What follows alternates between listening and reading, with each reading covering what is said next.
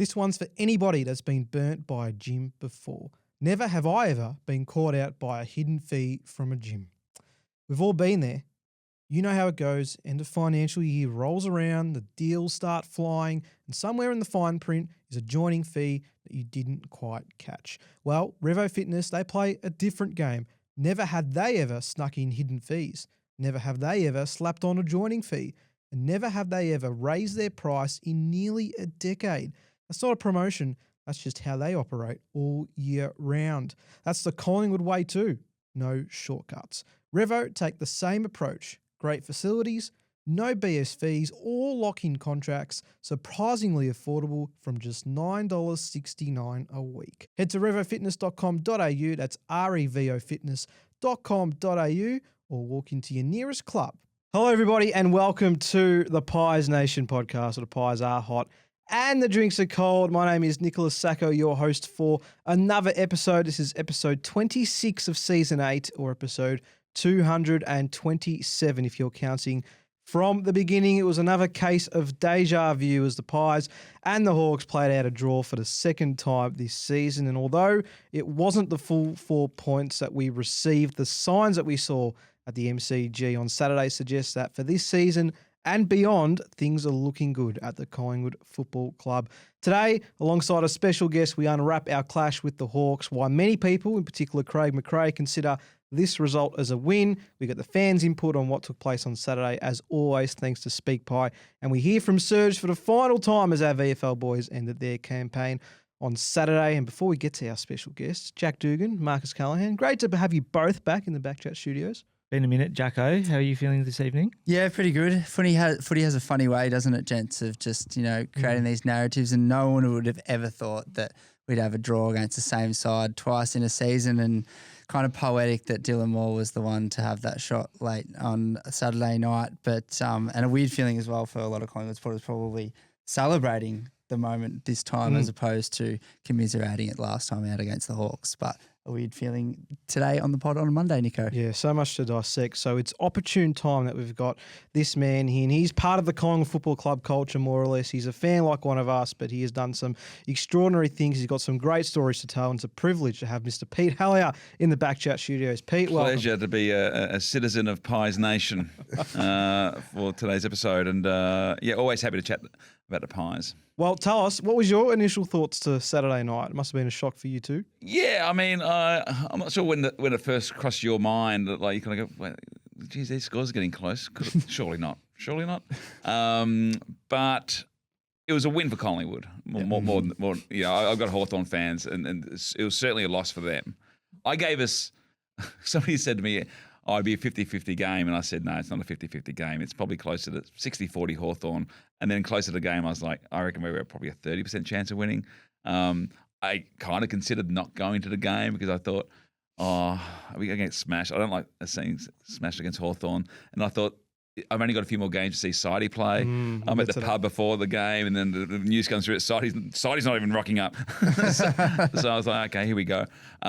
Just with our defence that we had, Liam Punter in his 7th game, and Noah Howes in his 2nd game, and no Jeremy Howe, Braden Maynard, Harry Perryman, Darcy Moore against that forward line. It just seemed like, how are we going to win this? I just love this club so much. Like the one thing I say about Collingwood, to be a supporter, they always turn up. They always turn up. Very rarely are we leaving games where we're going, like, that's why that first quarter against Geelong a few weeks ago was so, like, just, it didn't make sense. And thank God we kind of corrected the ship on the night, and from the halfway through the first quarter we probably win the game. But it just felt like so un-Collingwood like for that 40 minutes. So it was good to get back on and have that West Coast win, and then on the weekend it just reminds us that it's a special group, it's a special club, and we're all very lucky. Yeah, I think we're talking off air that it's almost a success this season, regardless of what happens with just the growth that we've seen from the playing group, particularly over the last 6 to 8 weeks. So I'm very excited to look into all of that. Now, we start our podcast, Pete, with a segment called The Pie that caught our eye. So one player, for good, bad, or indifferent on the weekend, that we felt gave us more attention than anybody else. And Marcus, I want to start with you just to give Pete a bit of an idea of how this rolls. But who's the pie that caught your eye this weekend? Pie that caught my eye this week, Nico, is Harvey Harrison. Now, I know Harvey probably doesn't stand out on the stat sheet, 15 disposals, 6 tackles, but this guy showed up at the contest time and time and time again and gave me a real sense that he wants to be in this team for as long as he possibly can. With a lot of selection headaches coming ahead of finals, I was just extremely impressed with the way he was throwing blokes on the floor, being that link-up guy on the fat side and really starting to lock down a role. We've talked about how many guys have been played out of position earlier in the season, Pete. It's been frustrating us a lot. And Harvey, since he's come into the team, got a regular crack at it in the ones, is really starting to show me as he can be a genuine connection option, Nico. So really happy with Harvey and hope he gets another crack at it against the Lions. Has always shown that potential as well, and then getting the late call up coming in against for Steele Sidebottom, it was clear to see that he's got a role to play in this side for the near future. Jacko?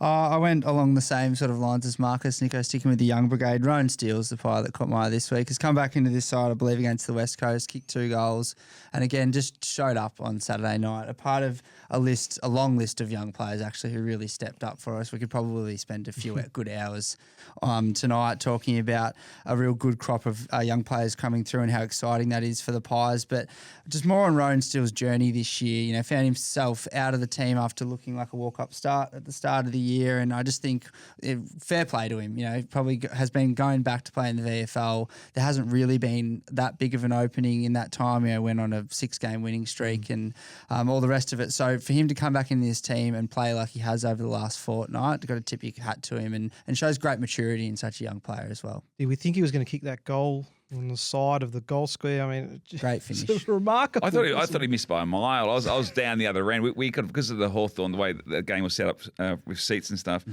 We weren't in our usual seats, but we were like third row in that pocket with Dylan Moore has the shot in the last quarter. So from my angle, he just looked like, what's he done there? And then all of a sudden he's celebrating. He's got his hand over his mouth. It's like party time. It was unreal. Pete, who's the pie that caught your eye from Saturday? Yeah, well, I was trying to think maybe I should go away from the youngsters because, I mean, Sam Swaddling obviously is we'll get to that. One, and we'll discuss him. I'm going to say Tim Membry because I think he had a job to do on Barras. That he didn't kick a goal, I don't think, Tim, but he competes, you know, as does Dan McStay. And Dan McStay has turned into Wayne Carey in the last few weeks. On the field, I should mention. On the field. Yes, thank you. He's just clunking everything. I mean, that mark he took when he was like, I don't know how he just got one hand to it and looked like it was definitely going past him. But I will say, I think Tim Membry just battles hard, and I think he deserves another contract next year. And there's so many players you could mention, but I'll try to think outside the square and go Tim Membry. No, that's very good. And we've given Tim some love at times throughout the year as well for the way he has competed and really helped that forward line that seems to be ever evolving each and every week with different players going in. It seems to be getting better. I mean, we all felt the oxygen get sucked out of the MCG when Jamie Elliott does his knee in Pendle's game, and we kind of thought, well. And this has got nothing to do with Jamie not being there, but it's there's been a tweak to the way we're playing that has made it easier for these forwards to get involved, and they're making the most of it. Yeah, they certainly are. I went with Bo McCreary, and I didn't even know that 22 disposals was his career high, but there you go. I thought he brought great power from the stoppage, and not only that, took some responsibility, and it's been really hard to see. And of course, when you watch from afar, you never want to question a player's attitude. But there were certain stages this year where you really did consider what was going through that head of his. He had Tasmania offers coming for him, and you just didn't really know where he sat in the grand scheme of things because he wasn't giving us the Bo McCreary we had been used to over the last few years. And whether it's a byproduct of the way we've been playing our football in recent weeks, I thought Bo, at a time where we needed some players to stand up in that last quarter, was one that came out and took responsibility. He charged to the fire. He wanted to be involved in every passage of play, and he was just so clean. I mean, we know that he's a brute and we know that he's hard, and still managed 12 tackles at the end of the night. But I felt his poise was one that really caught my eye from Saturday night, just knowing that when he had the footy in hand, he just took that extra moment to always deliver a really important pass or set up a really important opportunity for another player. And it was just wonderful to see, because without that ability or his input on Saturday night, I feel like we're a long way from winning that game. And he could have had 2 or 3 goals rather than the one that he ended up kicking. And I just thought we need to see more of that if we are going to make some noise in September, Marcus. No question. And we saw last week he got some more midfield minutes. And I don't know what it is about his mindset that he seems to show up a bit more when he's around the contest. He's explosive out of there. He loves to put guys to the ground. But I just think, does he deserve more midfield minutes, Pete, if he's going to continue? Well, if he plays like that, he certainly should. He looks brilliant in the midfield. Like if you were coming to AFL new and you watched the other night's game, you'd be thinking, well, this guy's one of the stars of the competition, you know. And I think we're all maybe a little bit surprised at some of the money that's been mentioned coming from Tasmania, and certainly, you know, halfway through the year, you'd be going, geez, if you can get that money, you take that money. But I love the way he's come back. I think it's been building as well. This was his best game, but I think it's been building over the last 4 or 5 weeks. Yeah, for both. I think he's been much better. And I think you're right. He's felt engaged in the competition, in the contest, and just him running out of the centre clearance is explosive. Beautiful. It was a sight to see, wasn't it? So we had 11 players on Saturday night that were aged 23 or younger, and to deliver a performance like that against one of the sides in the competition that many have deemed really to be a premiership contender, I thought was extraordinary. I mean, I could sit here and chat about each of them for a 30-minute period, but we need to give Sam Swaddling his flowers because he just got announced as the Rising Star nominee for the round, which I think is huge. Pretty obvious in the end, let's be honest. But 29 disposals, 7 intercept possessions, 6 score involvements, 5 inside 50s, and of course that game-saving spoil, Jacko. I mean, he just brought so much to the game, and it's wonderful to see him get some praise. Oh, and the irony as well of the fact that it was Sam Swaddling on the line, spoiling that when, you know, we had Billy Frampton on the mark. I could not figure that out. I mean, everyone in the stadium, just reeked of everyone in the stadium, including the players, thought that Dylan Moore had the journey absolutely covered, but had the awareness to get back there and got it back in. And we speak so much about these young players coming through, looking every bit the AFL player, and Sam Swaddling, every time he's got his opportunity this week, is just looks so calm, so composed. I know Marcus has touted him as the type of player that could go on to play 250 games for the club. He's got everything in the making, and he's still such a young body, which is exciting. He can still build himself and get more midfield minutes and, you know, get his chance up forward. He's classy enough around goal as well. So I believe he played more off the half back on Saturday night. So just adding more strings to his bow, which is really exciting for Sam.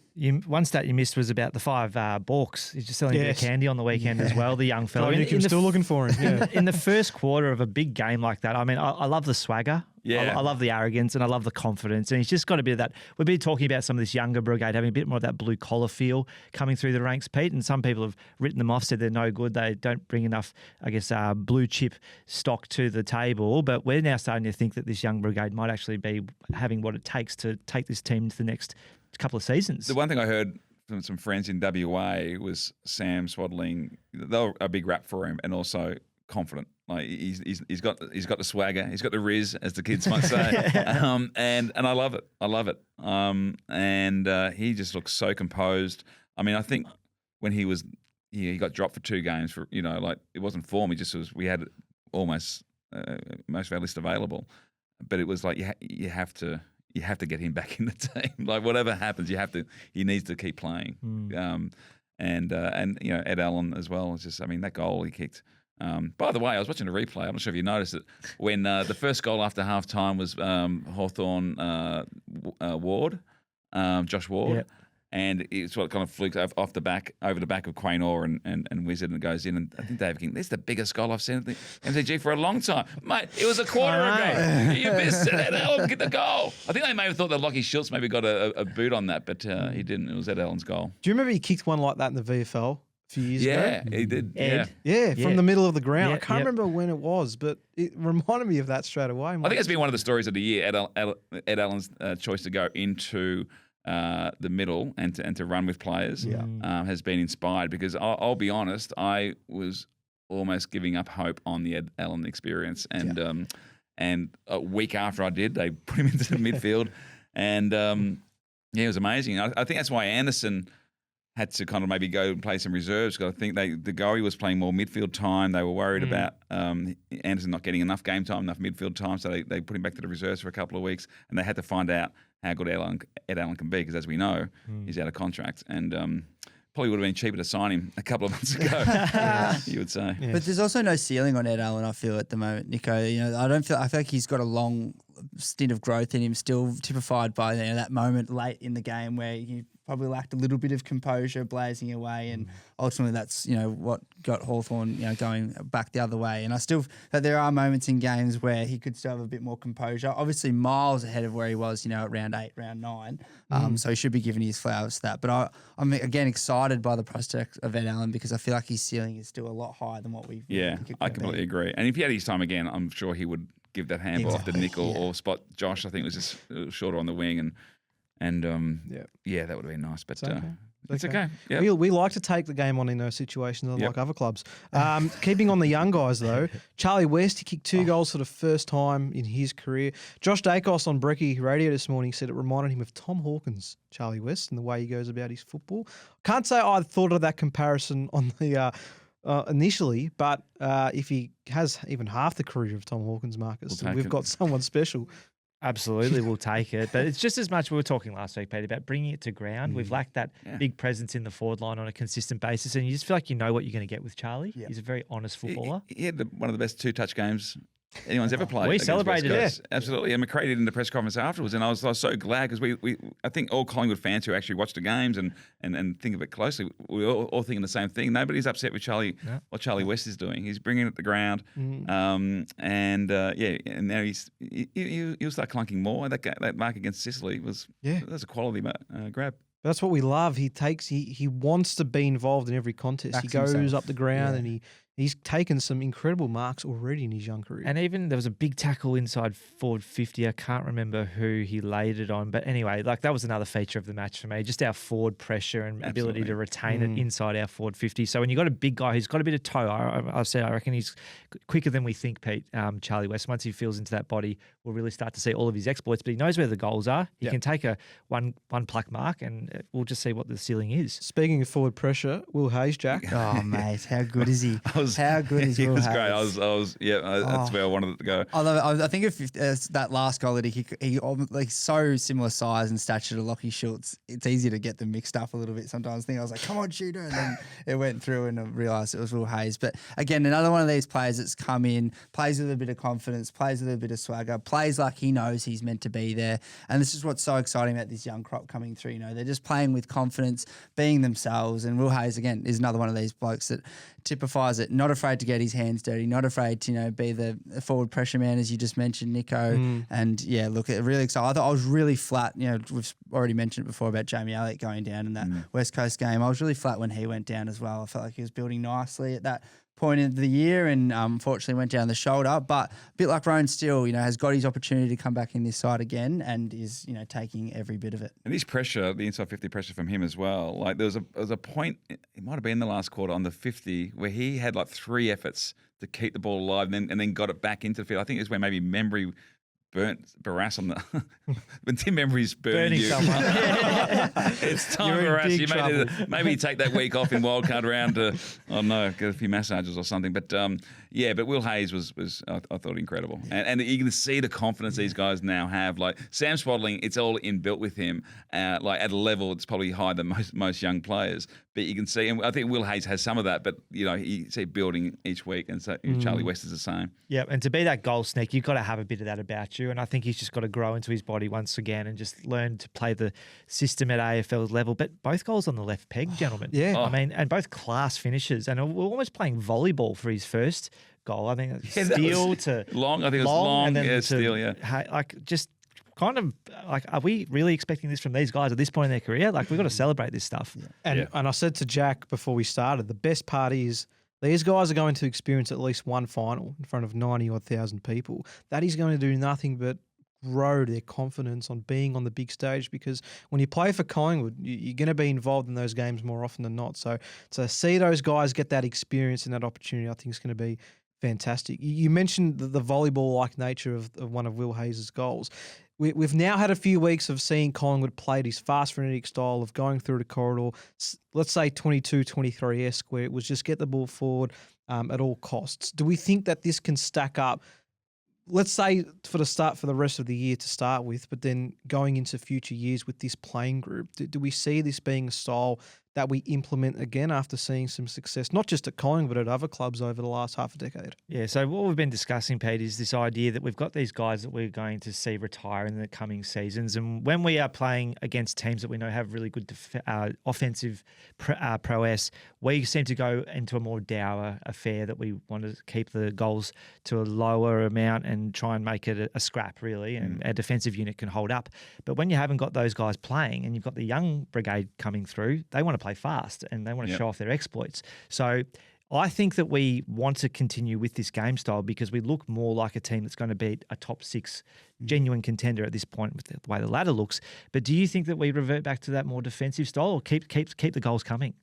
I think we don't have a forward line that works when the ball movement is slow.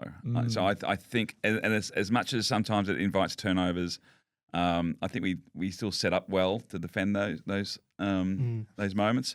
But I think with the players we have, with Nick and with Josh and DeGoey and Bo, like they can execute it, and I mean the way. Not just Collingwood, footballers across the board, but Collingwood do, I think, particularly well. These quick little handballs that through traffic, like you wouldn't have even thought, you wouldn't have even tried it like only a couple of years ago. And to see it now, there's a chain off half back, which I think maybe led to a goal. Where there's about 4 or 5 of them from the back pocket through to centre. Pendlebury was involved, and I think Josh was involved. And it's just like 7 tiny little handballs just created all this space. And it's exciting. It's exciting to see. So I like the phonetic style, and I think we, as a result, since we've been playing that, you see our scores. We're scoring over 100 more often. Yeah. So yeah, I'm all for it. And I was a little bit worried with the defensive stocks we had early in this match. Like, was Hawthorn just going to run over the top of us because they were spreading us wide and they wanted to get it to Howes and Puncher to try and expose those guys. But then you've got Nick Dacos doing that unbelievable handball to Josh off the half back flank, which set up the Ed Allen goal, Jacko. Yeah, absolutely. And Pete just mentioned it there, Nico, but our defence does set up incredibly well. We have a good, no matter who's there, and that is being exemplified at the moment with Howes and Puncher there. Yes, they've not got many games under their belts, but they're clearly been trained and they're clearly a part of a team system defence that stacks up well. So why not, take the risk more often than not and just back your defence going the other? Yes, you're going to get, a bit every now and again, but it's the way we were playing, under Craig McRae in the first couple of years, 22, 23. We were happy, to have 1 or 2 turnovers that resulted in a goal if it meant we were still taking the game on. So much prefer that. I think that the simple thing for me is we've spoken at length this year about, what are we, where are we in this transition? What should we do looking to the future? And I actually think this year, to simplify it, we look so much better when we have the kids in the side playing fast. And I think that's as simple as we need to keep it, and that's how it should be for the rest of the season. What happens? Exactly right. What happens now? There's, I think Jeremy Howe obviously comes back in. Yeah. He's an absolute cert. We need him. You got Lipinski, you got Perryman, Maynard. Maynard obviously definitely comes back. And I would say all those players deserve to be they're definitely in our best 22. But I agree, we want to keep the kids playing. Yeah, well, Perryman's an interesting one because I feel like Perryman's the sort of player who comes in, just does his job so well. Yeah, that he's such a hard person to. I think he's more important to our team than most people give him credit. Yeah, without a doubt, absolutely. But like looking forward, even what is this for Bo, for example, who's at the younger end? I know he's probably a bit more senior than the Puncher, Howes, and Rowan Steele and the like. But Steele coming out of this side late on Saturday night. What does that do for Bo's? I'd be so interested to have a look at what that does for Bo's game and how much more midfield minutes he sees and how much more ability, just by virtue of the fact that Steele's not there, that Bo can get himself around the contest. So it's a very fine balance. And I know Steele's not going to be there for next year, and it's getting to the point now, I think there's been murmurs about Pendles that halfway through the year we would have said, play on for as long as you like. You can call your time. But I think the last couple of weeks, I'm not ready to retire Scott Pendlebury. Absolutely not. I don't think my emotions could take a Scott Pendlebury still side bottom retirement in back-to-back weeks or even a 3-week period. But Pendles, he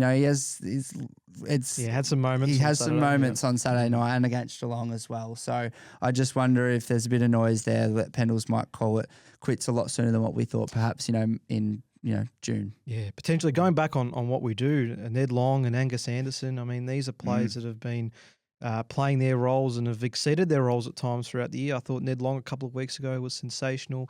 Angus Anderson has got that forward presence in his game as well that proves that he can play that area. It's going to be so hard, Pete, to try and determine what the best mix is. Well, you'd assume at least. I mean, it depends what they do with Brisbane. Nick might not play next week. They might just say, let's rest a few blokes. So there might be an opportunity to keep the kids in and still bring whoever they want to get games into, whether it be Jeremy Howe, Maynard, Lipinski, Perryman, or half of them. Certainly, I wouldn't be risking anyone. No, I wouldn't say so. What are our thoughts on that before we move past it? Because the AFL regime, as we like to call it, Marcus, is been very clear on their stance on there will be absolutely no resting of players in round 23. And look, they've brought in this wild card situation clearly to raise a little bit more revenue and they, in their words, keep more games relevant later in the season. And to be fair to them, that has worked. We're all glued to our TVs, and we will be at stages this weekend to find out what we're doing, come the wild card game. But I just think if you earn the right where your position's not going to be changed in finals or in a wild card, I think you've earned the right to say to a Nick Dacos or to say to some certain players, what is the point of risking them? And some people will blow up, but our position, as far as I'm concerned, unless we win, Nico, you're saying pre-pod by 90 points against the Lions, still a wild card. I don't think our position changes at all. So I think we should be able to rest Nick Dacos. Thoughts? Well, what's the penalty? Have they been clear on that? Are they going to fines of up to $100,000? $100,000. A rich club, aren't we? A couple more memberships, I'm sure we can sell. We'll be okay. Ned Kelly will arrange something, I'm sure. He had 36, by the way, just quietly, Nick. I know we usually gloss over it because that's pretty stock standard, Pete, that Nick gets his mid-30s and kicks a goal, but he's incredible. And I just want to know how many Brownlow votes you think he'll poll. Total. What did Cripps get that year? 40. He's got to be more 45. Than that. You'll get to 50. Well, if he doesn't play this week, he might not eclipse Cripps. But at the same time, what a disaster. He's going to win by the length of the Flemington Straight. So I'm going to say 47. I'm going to say 47. Yeah, I like that. You've watched a lot of Collingwood footy, Pete. Yeah. Where does Nick Dacos rank even at this early stage of his career? I mean, Pete Dacos was my favourite as a kid. I love Mullane. Pendles, Bucks. Yeah, Gavin Brown's a bit of a favourite, but I think by the time he retires, he'll be our best. And we probably won't have to wait that long. He might be in 2 years. We'll be happy to say it out loud. Oh yeah, 100%. There's a bit of play just before halftime in the 23 grand final that doesn't get spoken about. I know exactly what you're talking about. It gets spoken about here. Don't worry. We should have been a 50-metre penalty against the Brisbane player who infracted on Will Hoskin-Elliott's mark. He gets it to Jack Crisp. Jack Crisp kicks a goal. But that ability to burn Lockie Neal on that wing, and Lockie, we still love you and look forward to playing with you next year. And then the find. Nobody else. He's just doing stuff that nobody else can do. That's the thing. And his dad changed the game. He's going to be one of these guys who changes the game. It's like inside kick, like that. He's kind of bringing that to footy, and you see everyone trying it now. And his dad invented, basically dribbling the ball along the ground, and finding those angles for the ball to kind of come back into goals. And Nick's doing a similar thing, I think. Yeah, we are seeing a lot more of those plays, those little instep and those little inside kicks. Yeah, no one's going to be better than Nick. Anything else from this game before we move on, gents? Do we want to have a word on Dan? Houston. Yeah, I had a few words on the time. I think we've beaten that to a pulp so far on the podcast this year. We still need to be getting more out of him defensively. And I think there was a nice opportunity for Dan to be.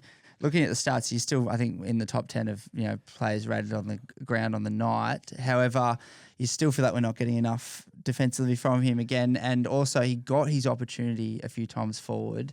And just this year has been a bit of a trend. He wasn't able to take every single one of them. Yes, he does kick the goal and we get a result from it. And in the end, that goal is really, really important. But yeah, it just feels like, again, we're still talking about the same tones about Dan Houston, unfortunately, Marcus. We'll switch gears. The only other note from me, Nico, was the fact that half of our goals came from blokes who played less than 25 games. So I went through it. It's twos and ones to, Steele and West and Hayes. But to be getting supply from these guys when we don't really still know what our best forward line mix looks like, I just don't know if I was expecting these sorts of performances from such a young and inexperienced outfit.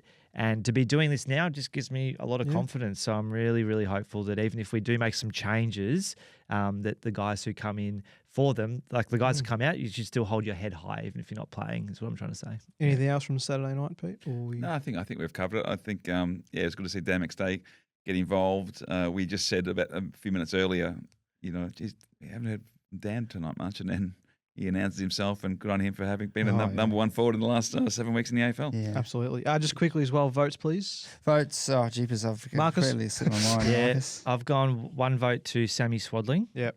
I've gone 2 votes to Josh. I know Josh kind of is in the shadow of Nick sometimes, but I still thought his game was unbelievable. Some of his kicks off half back and just being so creative, not afraid to go corridor. I think that's really important for this side at the moment, having guys who will hit the kick.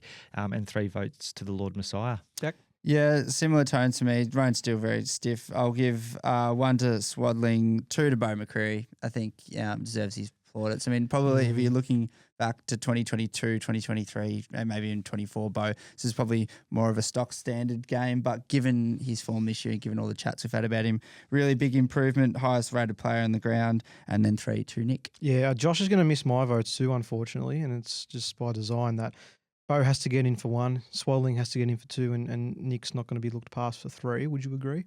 I'd go Nick 3, Bo 2, Josh 1, with apologies to the Swadling. Yeah, that's fair. Now, we're going to listen to some fans a little bit later on, Pete, but we want to get some history lessons from yourself on your Collingwood journey because we love hearing these from fans that dial in and chat to us on the pod throughout the years. But we'll get to a man that you know pretty well that's been around the Collingwood circles a bit. But your own Collingwood journey, where did it start for you? Why is it that you are involved with the black and white each and every game day? And what do you love so much about the club? Well, my dad's a Collingwood supporter, so his father was Hawthorn, so I could have easily been Hawthorn, and my my grandfather was on the other side, Essendon. But my grandfather was a bookie and also worked at a grocery, so he very rarely got to the footy, even though he loved it. But so my uncle, my great uncle, would take my dad to the footy. He was a Collingwood supporter, so he just ended up going to Collingwood games, became a Collingwood supporter, and I couldn't be happier. I love that we go to big games. I took some people from Sydney to the MCG for the Collingwood Carlton game, and they were just amazed. They were just amazed. The first time at the MCG, one of them first came to the AFL. One had been to a couple of games in Sydney, but just were, just knocked out by we had the president's function. So this the quality of the function and this the crowd that was there and the excitement of the game. And I worked at the MCGs. My first job was at the MCG ushering, and I've never not appreciated that is in our city. I think it's the heartbeat of Melbourne, and I still love it every time I go there. And the fact that our team gets to play there a bit. Some supporters may not know that, but I just love it. And like I said, it's a club that keeps on giving. We don't very rarely. Like I see these other games, teams that get belted. And I've got my sister's Essendon and her family's Essendon as well, and I've had a second row seat, and it's actually I actually feel for the Essendon supporters. Like it's a painful experience what they've been through. Like they've barely played finals, haven't won a final famously for so long. Where at the end of each round 22, round 23, we're on the phone. Who's organising the finals tickets this year? It's like those conversations are always happening, and I just I love the effort that's there constantly. Very rarely are we going home after a massive defeat. It's so that's what I love about them. It does feel like such a privilege, doesn't it? It is a privilege. Did you spend much time at Vic Park throughout your young days? Yeah, absolutely. I used to go with my best mate, Kieran, who's a Carlton fan, but that was on our train line, so he was happy enough to come to the Vic Park with me and just stood there to my wife to one of our early dates, the final Vic Park game against Brisbane where we got smashed, but it was still fun. Took our friends from Sydney to Vic Park recently and had a look around. It's loved Vic Park, but obviously the transition to the MCG has been a masterstroke. I've got a bit of a left field question for you, Pete, and I cop a bit of stick from my mates for this as well. But about last year, I reckon after we might have had our first loss for a while, and you posted a video on Instagram about your footy tipping and how you're often the pessimist when it comes to the pies. Is that still the case? Have you? How was your angle this year? Because I'm the exact same. I very rarely tip us. Yeah, I tip with my head, not my heart. So I always want Collingwood to win. Yeah. Absolutely. It's a non-negotiable. Yeah. But sometimes. If I'm not sure, I will tip the opposition just so I've got something. Like if we lose, okay, one little, redeeming thing is that I tipped Brisbane or whoever it is. So I tipped West Coast a couple of weeks ago. I actually Yeah, kind so of thought, did and genuinely, I kind of thought I was nervous about that game. And you get this reaction all the time from no, but people. it's got nothing to do with our love for the. Exactly. They're completely different. Yeah. So I'll tip against the Pies. The worst part is, Nico, it's actually cost me a couple of tipping comps the last couple of years. But last year, I think I won one of them by 1 and lost another comp by 2. And if I had a tip Collingwood when we were favourites in a lot of games, then I would have. But I do get worried, and I go, well, I'd rather lose the tip but win the game. And then, I thought it was very interesting. I just wanted to bring it up with you. Yeah. If I'm out of the tipping, which I am now in a tipping competition, I'll go back to tipping Pies each week because. Whatever. So am I. Before we get back into it, a quick word from Revo Fitness. Never have they ever slapped on a joining fee, snuck in hidden fees, or raised their price in nearly a decade. Yes, that's all true. That's Revo Fitness, just the standard they hold themselves to all year round. Great facilities, open 24/7 with a huge network of gyms across the country from just $9.69 per week. Affordable fitness without the BS. It's that simple. Collingwood fans, they don't do excuses, and neither does Revo. Just show up and train. Head to revofitness.com.au, that's revofitness.com.au, or walk into your nearest club. And then in terms of the grand finals, again, we've been very fortunate enough to witness as Collingwood fans. I know you haven't been in the country for, was it 1 or 2 potentially that you've missed? Yeah, I know. Just the one. I was at 90 as a 15-year-old, lined up overnight in the Burke Street Mall with a bloke I went to school with. So I was 15. I'm not sure why. So I'm the third in our family. My older sister's Essendon. So she wasn't going to line up, obviously. Well, she could have lined up because we were playing Essendon. But my older brother's 19. For some reason, he wasn't the one who was forced to line up overnight in a sleeping bag in Burke Street Mall. Anyway, we got our tickets. And so I was there for the day. Great day. Was there for 02. We should have won that game. We were a better team on the day. 03, we were smashed. I was there for that. 10, I was there for the draw. Okay. And then was going overseas on the Wednesday, France. So I did kind of float the idea that maybe we could postpone it. My wife had put a lot of work in planning, so that wasn't going to happen. But what she did do, we cut out some of our France holiday and went to Dublin to watch the AFL replay. What was that like? It was great. We watched it a couple of hours on delay, and everyone was really good about discussing the result. This is the pub in Dublin. And, I think it was about 10, maybe 9 o'clock in the morning. And I remember going to the buffet in the morning and being really like, it's the quickest breakfast I've ever had because I'm like, I don't want any Aussie to recognise me and come up to me and go, go to Pies, or better luck about Collingwood. So that was great. And then I was there for 18, heartbreak, and there for 23. It was the greatest day of my life. I was there with all my kids and my brother and my sister who I go with each week, my nephew. My dad was in a box that I organised. I was supposed to go with him, but at the last minute I said I want to watch it with the kids. So my wife went with him, and one of the great days. Just one of the absolute great days. Is that the greatest Collingwood memory you have? Yes, that. And I'll give a special mention to the prelim final of 2018. Yeah. I was there. I went. I did a function, I did a gig at an AFL function, so I got 10 tickets. So I was able to give some to my brother-in-laws, Collingwood as well. One was Richmond, but and we watched. I remember on the day, I remember that week hearing that maybe Dusty Martin had not treated his cork. He got a corky the week before, and maybe had not treated it as well as an athlete should treat it, and he was a bit sore, and he might even miss.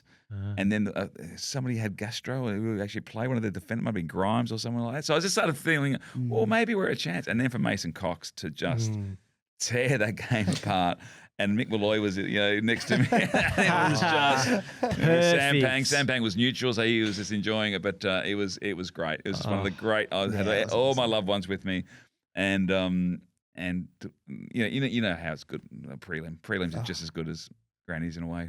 I'm with you on that, because one of the rare feelings you get as a Collingwood supporter going into a game that you are so much an underdog that you just actually go to a match and think, look, we've made it this far. Yep. Whatever happens from here, then we'll just enjoy. And then you're up nearly 10 goals at one point of the match. There's something about letting go. I remember going to the Collingwood GWS prelim, that one. When was that? Was that 19 or whatever? Shocking day. Yeah, and I just seen somebody on Instagram kind of say, it was actually another comic, an American comic, is a friend, kind of talking about like letting go. Like it's amazing when you just let go of something, how it can change for the positive. And we got the 3/4 time or whatever it was, and we were down and against GWS on the day, and we just weren't playing. We weren't playing smart. It was wet. It was wet, and we were trying to play too cute. We went this, and we changed. And I just went on 3/4 time, just let go. It doesn't matter. It does not matter. And then we started coming back. It's really hard to kind of tell yourself to let go, and it doesn't matter when you're like, now it's like we need one more goal. Yeah. So yeah. That was one of the worst days. And a shout out to Ben Reed if you're listening. Anyway, it's fine. I'm not over it.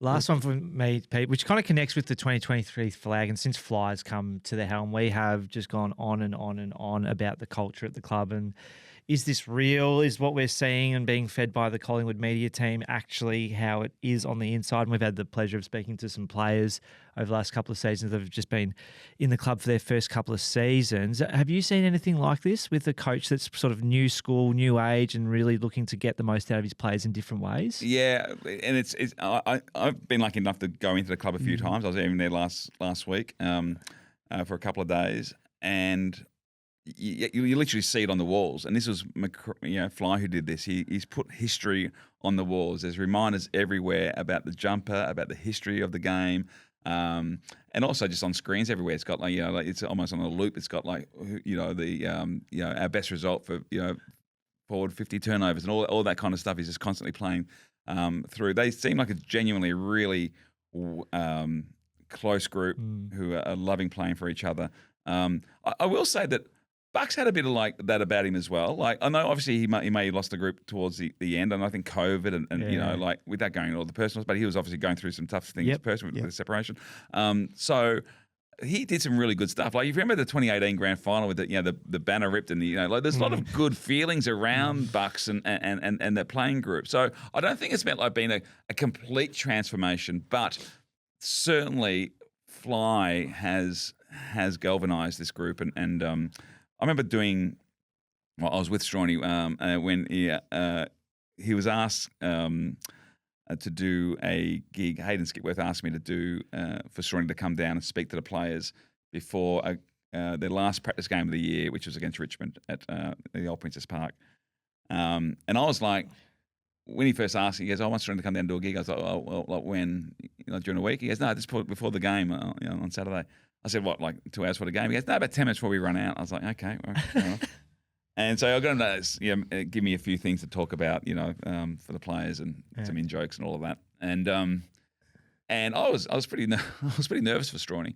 And then and Strawny told me afterwards that when he walked in, and it's pretty confronting because it's just the playing group basically, and a few of the coaches, Fly and Leper, but they just were like up and they were pissing themselves laughing. And Strawny was making jokes about Bo McCreary's mum. He sent me out with your mum, and the Dacos boys had to leave at half time because they got a cashy, and and they were pissing themselves laughing, and it was just it was a fun little 10-minute little spot.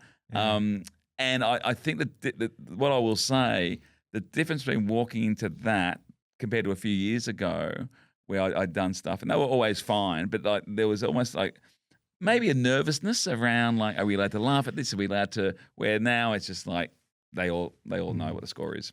What's that like, Pete, as, going from being that young kid lining up at the shopping centre and in a sleeping bag to then walking through the club at these, different evolutions, Mick Moldhouse, Nathan Buckley, now Craig McRae. Do you almost take your hat off and you put a different hat on when you walk in there, or are you still constantly pinching yourselves? Oh, mate. As we were at the start of the year, we got very lucky to go in there and interview a couple of players at training just to be in and around the place is like a big deal for us as supporters. And what's that like for you nowadays walking through there? Mate, I love it. It's still I pinch myself, and Mick Moldhouse said, I get all the accolades of a Collingwood footballer without doing any of the work, and he would say to me that he would have supporters who would go up to him and complain about Strawny not getting a game, and he would laugh along you're having a joke, and then look in their eyes and realise, they're not joking. They think there's a superstar in the reserves who's being overlooked week after week. Well, I do have something a bit embarrassing to admit on this topic, Nico. Go on. So a big fan of watching Strawny when we were a young fella, and there was a time where if you asked me, I think when I was about 9 or 10 years old, who my favourite player was, I would have said Strawny. So a bit embarrassing. I was one of those players. Admittedly, I was a young child, not an adult, but there you go. Me and Dad had. I don't know why that's embarrassing. He's still trying to get his way on the list. He's still trying. Stranger things. He's still trying. And that how that's come about. I mean, it's wonderful to see that he is still so prevalent to this day. And I know you've got some shows coming up with Strawny, which I'm sure he's very excited about. Yes. Tell us a bit more about that. Strawn Timber, 3 nights only at the Basement Comedy Room in Melbourne, Sundays at 4:00. There'll be special guests, in the AFL world. There'll be segments, a bit of Strawny-oki, Strawn auditions, where he's going to audition for different roles that he thinks he probably should have got. I think speed dating with Strawny. We might get, if you're single, ladies in the audience, just put your hand up, and there might be a little bit of speed dating. We'll get some AFL players up and have a bit of a chat as well. He did approach Christy Malthouse about co-hosting with him, but she had to remind him about the restraining order. So they're legally they're looking at options there. But it's funny because I still get asked about Strawny minimum half a dozen times a week, and that's without setting foot into a Collingwood match. It's just out and about in the world. So I just thought, he's fun. He kind of brings joy. Like he makes people. You see people just smile when he's around, and if I was shooting something, which will go out soon with him, and some younger people who hadn't really heard much about him, but they were just like pissing themselves laughing. And actually, Lyndon Dunn came over to me and said, "I got a class, class of young people in the theatre app. Would you mind, would Strawny mind coming in?" And I said, they might not know who he is, even though there has lots of young people will come up and say, I've caught up on YouTube, and there was a girl, she came up with her dad, she would have been maybe 17, and she was quoting Strawny stuff that I'd completely forgotten about. And they came in, and there was about 30 of them. I reckon maybe 6 of them were Strawny aware, and the rest were just confused. But it was hilarious, and I'm sure afterwards they probably were YouTubing him, because they were like, what was that? That was, I'm pretty sure he's really not on the list. He doesn't look as fit as the other ones.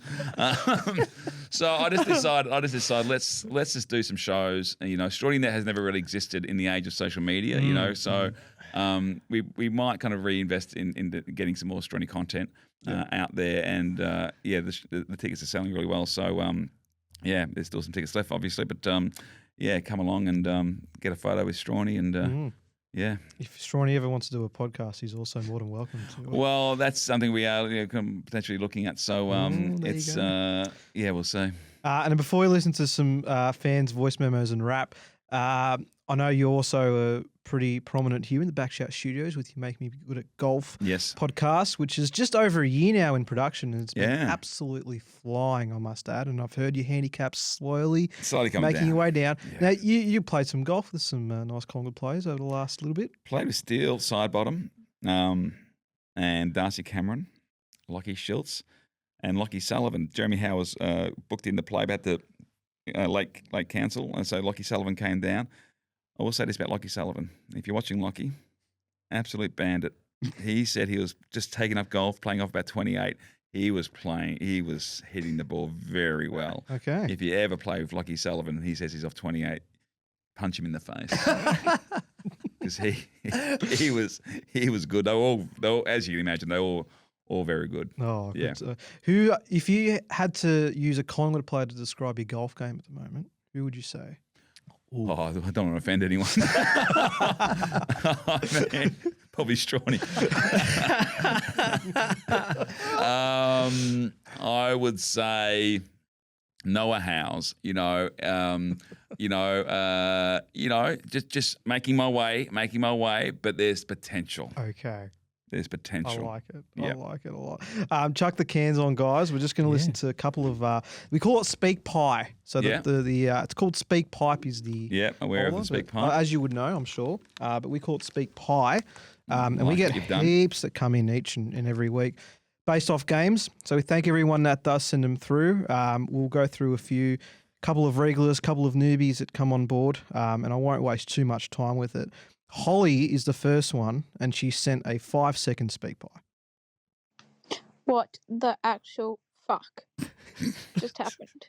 So that's pretty much all. That's obviously a reaction to the draw, was it? Or Yes, yeah. yes. So these are we put the link up as soon as the game finishes, and these are just reactions Good on that you, we've Holly. got. Yeah, so I think that it captures it. Yeah. Do you think she was happy? Like, was it? I think it was a good like what the actual fuck this happened. Yes. Yeah. All right, let's get through a couple of others. Let's go with this is Rob. So not Rob that works here. He wouldn't talk about this. You absolute bloody legends. I reckon I've been listening to you guys week in, week out since 2020. Love your work. Just wanted to stop by and say that I think that is such a huge W tonight. I don't care what anyone else says.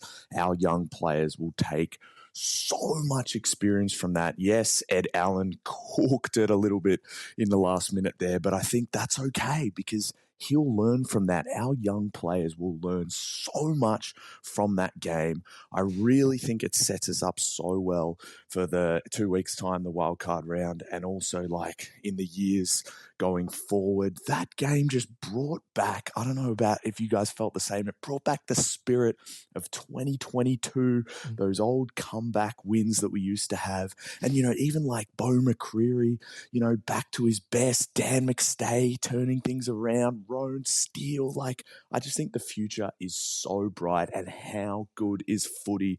I'm sorry, but that was just such a huge W, such a great night. And for us to actually come away with 2 points when it looked like we were gone, 21 points down, and then even, you know, them having a set shot on the siren, like, I just think to get 2 points from that is a huge win. I'm just so happy, you know. I think Craig McRae's reaction on the siren sums it all up. It's been weird. It's been a weird reaction to McRae's reaction. Like that is perfectly on brand for what he's said that the whole time, that we act like winners. Even, you know, he doesn't like seeing players slumped on the ground after a loss. Always act like winners. You come in on Monday, you act like a winner. I thought it was a great reaction. Yeah, I agree. Julian De Stoop summed it up perfectly on the run in today, Nico, to the podcast. If that wasn't a Collingwood coach doing that, it wouldn't even be news. You know, it's just because he's wearing the badge that it gets drummed up like it is. You know, if that's Clarko doing that, you know, for North, or Ross doing it for St Kilda, it's not even Noah's Bay. And as Pete said, so on brand. If you've heard Craig McRae speak over the last 4 years since he's been at Collingwood, it's everything he's about. So the reaction from him was just ridiculous for mine. Absolutely. Marcus is next up. I was just going to say. No, hold on. Marcus. Late SpeakPie coming in. Good draw. Kids are all right, but I'm not calling about our draw. I'm calling about the one with the Blues and Dogs, just to say, how fucking shit are Carlton? Like, I didn't watch the full game because I don't give a shit about them, but I watched that final 2 minutes and they're kicking it around backwards like they've got the lead, even though they're drawing. At least the Pies had a fucking ping at trying to win the game and we almost lost it, but what a sad fucking sack of shit of a team to play out a draw and then celebrate finally September because you've got an automatic bid in a wild card round and 10th place. Like, it took a Pies great to come and rescue them from obscurity, and now we're celebrating because we've secured 10th spot. Fuck me, boys. Like, I really hope that we draw them just so we can send them fucking packing back to where they belong, in the basement. Fuck you, Carlton. Pretty well said, I would have thought. Yeah. Wow. Yeah. No, he had some firm views. It was weird. I was at the Warrandyte pub and that was on, keeping an eye on it. And it was weird to see him chip around me. Like, you got to have a crack. Like, surely winning the game, what would have winning done for them? So like, would have put them in. Would have avoided out of the Adelaide. Yeah, would have avoided them conversation. travelling Yeah, interstate. correct. See, Yeah. that's It was strange, but it also sort of sums up what we were saying up before. And as much as we love seeing Carlton be no good, we're going into the similar stage of the year as we're going to be playing a wild card, and we're not looking at it as a bit of a dour thing. But we've been so blessed over the journey as Collingwood supporters that we don't have to celebrate, you know, finishing 10th, the mediocrity like they have. Yeah. So yeah, they can have that, the boys. And well done to Josh Fraser and being the next player to do the inside job at Carlton. Yeah, bringing them down. Yes, absolutely. Mick Midas did a great job a few years ago. Let's see if Josh can go even better than that. Fingers crossed. You win early and then you get through. 2 more to finish, and these are our regulars, Pete. So we're going to start with Irvin. Good evening, Pies Nation. Well, I got a question for you. How the fuck has that happened twice? If you need any kind of proof that we live in a simulation, just look at these last two Collingwood Hawthorn games. Because not only have they both been draws, which is already strange enough, but then you've also got them both being very, very similar with the scores. And then not only that, but it was the same guy kicking for the game both times. Just, what the fuck? But anyway, let's talk about Collingwood. And if there's two words I'm going to use to describe that performance, it's character and guts. Because, bloody hell, I'm really, really proud of that. Result be damned. I mean, it would have been nice to come out with a win, and with just a little bit more composure and execution in the last quarter, and maybe a bit better conversion in the first half. We do come away with the 4 points, but regardless, so many things I saw in that game just showed tremendous guts and character. Just to get punched in the mouth to start the third quarter and the fourth quarter, just a team without guts and character goes to water and just loses all hope. But we just come back. We kept picking ourselves up, kept fighting, just so fucking proud. And with such a young team that on paper was probably outmatched, and to be honest, even the eternal optimist in me didn't think we were going to get within 4 goals of Hawthorn. That's a tremendous effort. And I'm so proud of them, and I can't wait to see what we can do for the rest of the season. But anyway, go Pies! So Irvin's usually our optimist, just as a FYI, Pete. And even at times this year, he's been a bit concerned, but just goes to show that even when there's times that you doubt the Pies, we still manage to find a way. Well, footy's always more fun if you're optimistic, I think. So I agree with Irvin there. And you kind of, like I spoke about pre-game thinking we couldn't get the job done, but to get the 22 points down and then kind of get back, and then I think it went back out to 15 points or so, and then to kind of fight back was just great. Yeah, it was. We're finishing with Colin. He's our favourite Colin, and hopefully he's got something special for us today. Hi, Pies Nations boys. Colin here. We should all be very proud of our team of youngsters and experienced players. But off on a tangent for a minute. Fucking umpires. I'm going to send a box of tape measures to the umpires' headquarters. Fair income. There were 2 goals that the Hawks got as a result of kicks that travelled closer to 10 metres than 15. Anyway, Ed Allen has again proved his worth with the effective shutdown of Newcombe. Bo is certainly back to his best. Sammy Swadling, Will Hayes, Rowan Steele all contributed, amongst others. Our tackling and pressure on the ball carrier was fantastic, led by Bo with 12 tackles and DC with 8. McStay and Membry continue to present and be a focus. Nick had a lazy 36 and plenty of score involvements, and Josh featured as well. Now, Dan Houston, he gets plenty of the ball, but geez, he wastes a few kicks. Now, it's going to be hard to leave anyone out of this side to accommodate Howie, Bruzzy, Sidey, Pez, Lipper, who all seem to be on the verge of a return. I hope we can keep the interest and hunger up for those who miss out. Anyway, onward and upward, and let's us crush the Lions on Friday night.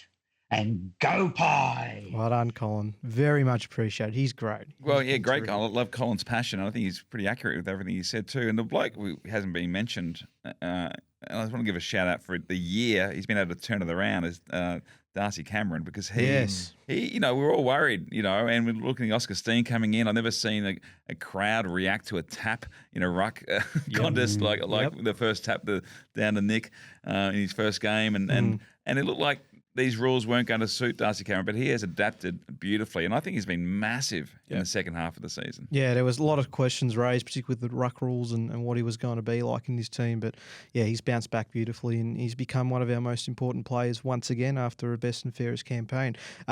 Pete, if you indulge us for just a few more minutes, we're just going to quickly look at the VFL report, and I just want, these are some notes maybe to pass back to Strawny ahead of next year. But the VFL season, they ended on the weekend, Marcus. They went down to Port Melbourne. It was the last quarter that really did it for the Borough in the end, and unfortunately, our VFL Pies just haven't had a good run this year. Yeah, unfortunately so, Nico. Steamrolled in the final term, and an unfortunate end to the season coming up short, not going to feature in finals this season. Again, we've talked about how when you've got a lot of guys coming up through the twos, being debuted, playing ones, this stuff tends to happen. So it's not an awful season, but with a lot of movement, you kind of expect it. But we will get to the Serge for the final time this season, I believe. Yes, Serge, I don't know how much you know about him, Pete, but he has been our VFL reporter for the last couple of years. He has been so extensive and brilliant with his analysis. And unfortunately, it's the last time we're going to hear from him this year because of the VFL Pies going down and not making finals. But here is Serge's wrap of what took place on the weekend.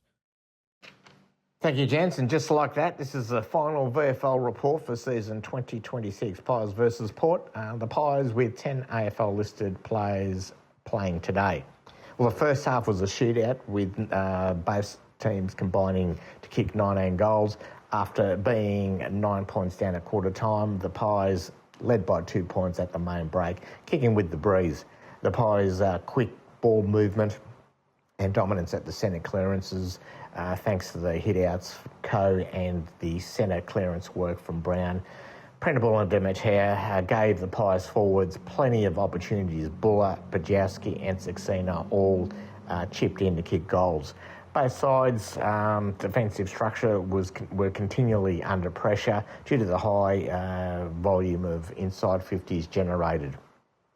After half-time, the game tightened up with the Pies holding Port to 1 goal and extending their lead to 9 points. Going to the final quarter with a 9-point lead, the Pies unfortunately couldn't hold off Port, who played like a team that wanted to play finals and had more desire. They kicked 7 goals to the Pies 2. The Pies' defence fell away, outmarked, and they ended up losing by 26 points. Final scores, Port 17-13, 115 to the Pies, 14-5, 89. Pies best, Co had an outstanding 44 hit-outs and 15 disposals. Printable had his best game with 22 disposals and 1 goal.